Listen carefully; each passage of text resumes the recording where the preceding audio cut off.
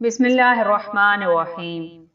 خالق کائنات نے اس دنیا رنگ و بو کو وجود بخشا اور انسان کو اشرف المخلوقات کے خطاب سے سرفراز فرمایا اور اس کی رشد و ہدایت کے لیے پے در پہ انبیاء کرام علیہ السلام کو انہی میں سے مبعوث کیا، پھر ان کے ماننے والوں کو چند امور کا پابند بنایا، اور جو اللہ تعالیٰ کی ان ہدایات پر عمل پیرا ہو اس کی کامیابی کا بھی اس کریم مولا نے ذمہ لے لیا۔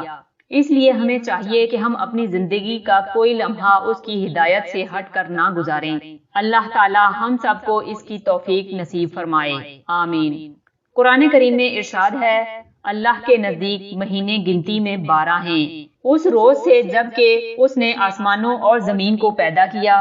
اللہ کی کتاب میں سال کے 12 مہینے لکھے ہوئے ہیں، ان میں سے 4 مہینے ادب کے ہیں۔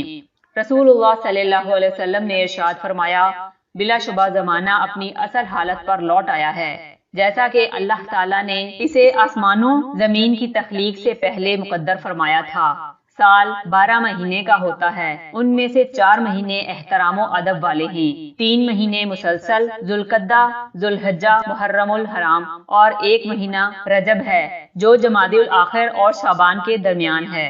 لغت میں رجب کے معنی ڈر اور تعظیم کے ہیں، اسی سے رجب نکلا ہے، اور اس کی جمع ارجاب، رجوب اور رجبہ اور ارجبہ آتی ہے۔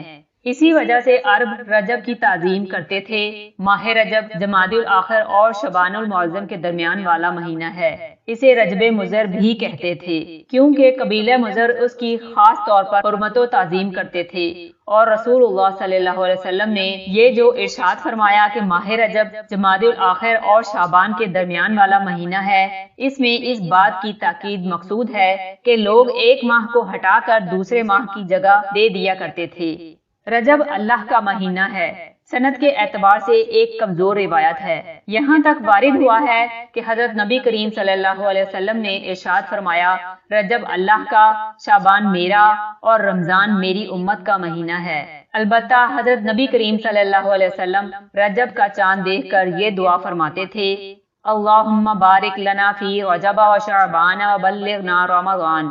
ترجمہ، اے اللہ ہمارے رجب و شعبان میں برکت نصیب فرما اور ہمیں رمضان تک پہنچا دے۔ اس ایک دعا کے علاوہ اس ماہ سے متعلق دیگر جو چیزیں عوام میں مشہور ہو گئی ہیں ان کی شریعت میں کوئی اصل نہیں۔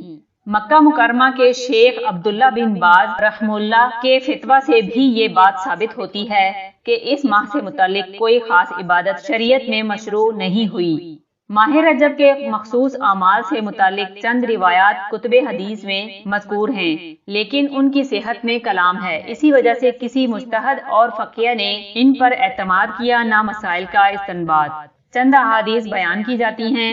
حضرت ابو سعید خدری رضی اللہ تعالیٰ عنہ سے روایت ہے، بے شک رجب کا مہینہ عظمت والا ہے، اس میں نیکیوں کے بھاؤ میں اضافہ کر دیا جاتا ہے۔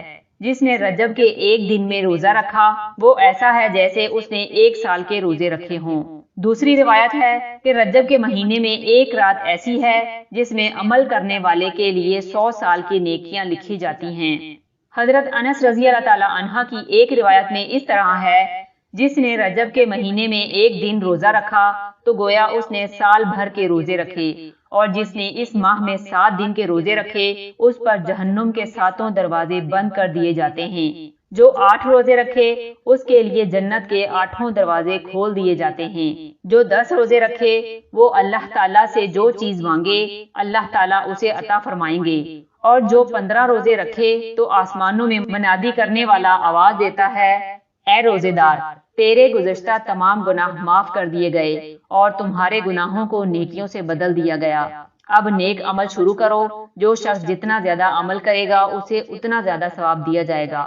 ماہ رجب میں اللہ تعالیٰ نے حضرت نوح علیہ السلام کو کشتی میں سوار کیا تو انہوں نے بذات خود بھی روزہ رکھا اور اپنے ساتھیوں کو بھی روزے کا حکم دیا۔ ان کی کشتی چلتی رہی اور جس دن جودی پہاڑ پر رکی وہ محرم کی 10 تاریخ تھی۔ حضرت سلمان فارسی رضی اللہ تعالیٰ عنہ سے روایت ہے، رسول اللہ صلی اللہ علیہ وسلم نے ارشاد فرمایا، رجب کے مہینے میں ایک دن اور ایک رات ایسی ہے جس نے اس دن کا روزہ رکھا اور رات میں قیام کیا وہ شخص ایسا ہے جیسے 100 سال تک روزے رکھے اور 100 سال تک قیام کرے۔ یہ دن اور رات 27 رجب ہے۔ اسی میں اللہ تعالیٰ نے حضرت محمد صلی اللہ علیہ وسلم کو مبعوث فرمایا تھا۔ حضرت انس رضی اللہ تعالیٰ عنہ سے روایت ہے، رسول اللہ صلی اللہ علیہ وسلم نے ارشاد فرمایا، جنت میں ایک نہر ہے جسے رجب کہتے ہیں، اس کا پانی دودھ سے زیادہ سفید اور شہد سے زیادہ میٹھا ہے۔ جس نے ماہ رجب میں ایک دن بھی روزہ رکھا، اللہ تعالیٰ اسے اس نہر سے سیراب کریں گے۔ عامر بن شبل فرماتے ہیں، میں نے ابو قلابہ کو فرماتے ہوئے سنا، جنت میں ایک محل ہے جس میں صرف ماہ رجب میں روزہ رکھنے والے داخل ہوں گے۔ یہ تمام روایات ما ثبت بالسنہ میں بھی مذکور ہیں، جس میں شیخ عبدالحق محدث دہلوی نے اس مضمون کی اور بھی روایات ذکر کی ہیں۔ ان کو ذکر کرنے کے بعد موصوف فرماتے ہیں، مندرجہ بالا تمام روایات جن کتب میں مذکور ہیں وہ اس وقت سب کی سب میرے سامنے موجود ہیں، اور ان تمام روایات کی بابت ان کتب احادیث میں تحریر ہے کہ ان میں سے کوئی بھی صحیح نہیں بلکہ ہر ایک ضعیف ہے، نیز یہ سب کی سب من گھڑت ہیں۔ ایک مسئلہ خصوصیت سے رجب کے مہینے میں عمرہ کرنے کا ہے۔ حضرت ابن عمر رضی اللہ تعالیٰ عنہ سے یہ ثابت ہے کہ حضرت نبی کریم صلی اللہ علیہ وسلم نے رجب میں عمرہ ادا فرمایا، اور حضرت عمر رضی اللہ تعالیٰ عنہ، ان کے صاحبزادے اور حضرت عائشہ رضی اللہ تعالیٰ عنہا کے بارے میں ثابت ہے کہ یہ حضرات رجب کے مہینے میں عمرہ کیا کرتے تھے، اس لیے رجب کے مہینے میں عمرہ کرنا مستحب ہوگا۔ علامہ ابن سیرین رحمہ اللہ فرماتے ہیں کہ سلف صالحین ایسا کرتے تھے۔ اسلام کے ابتدائی زمانے میں رجب کے مہینے میں خصوصیت سے جانوروں کی قربانی کی جاتی تھی، اسے رجبی کہتے تھے، لیکن جمہور کے قول کے مطابق جو چیزیں اسلام میں پہلے شروع زمانے میں ہی منسوخ کر دی گئیں ان میں رجبی بھی ہے۔ بعض لوگ سنن ابو داؤد وغیرہ میں وارد ایک روایت کی بنا پر اسے مستحب سمجھتے ہیں کہ رجب کے ابتدائی 10 دنوں میں یا رجب کی 10ویں تاریخ میں خصوصیت سے جانور ذبح کرنا مستحب ہے، جبکہ خود حضرت امام ابو داؤد رحمہ اللہ نے اس روایت کو منسوخ قرار دیا، یعنی اب یہ حکم باقی نہیں رہا۔ بخاری اور مسلم میں وارد روایات کے مطابق بھی عطیرہ اور رجبی کا حکم منسوخ ہو چکا، جیسا کہ حضرت ابو ہریرہ رضی اللہ تعالیٰ عنہ سے مروی ہے، رسول اللہ صلی اللہ علیہ وسلم نے ارشاد فرمایا، اب اسلام میں عطیرہ کوئی چیز نہیں۔ 27 رجب میں روزے کے متعلق بھی کوئی صحیح حدیث کتب حدیث میں مذکور نہیں، اور نہ ہی فقہا نے ان ایام میں روزہ رکھنے کی فضیلت بیان کی ہے۔ عوام میں 27 رجب کے متعلق بہت بڑی فضیلت مشہور ہے، مگر وہ غلط ہے۔ اس فضیلت کا اعتقاد بھی غلط ہے، اس نیت سے روزہ رکھنا بھی غلط ہے۔ حق بات یہ ہے کہ 27ویں رجب کے بارے میں جو روایات آئی ہیں وہ موضوع اور ضعیف ہیں، صحیح اور قابل اعتماد نہیں، لہذا 27 رجب کو عاشورہ کی طرح مسنون سمجھ کر روزہ رکھنا کہ ہزاروں روزوں کا ثواب ملے گا ممنوع ہے۔ ایک روایت میں ہے کہ نبی کریم صلی اللہ علیہ وسلم نے رجب میں روزہ رکھنے سے منع فرمایا ہے۔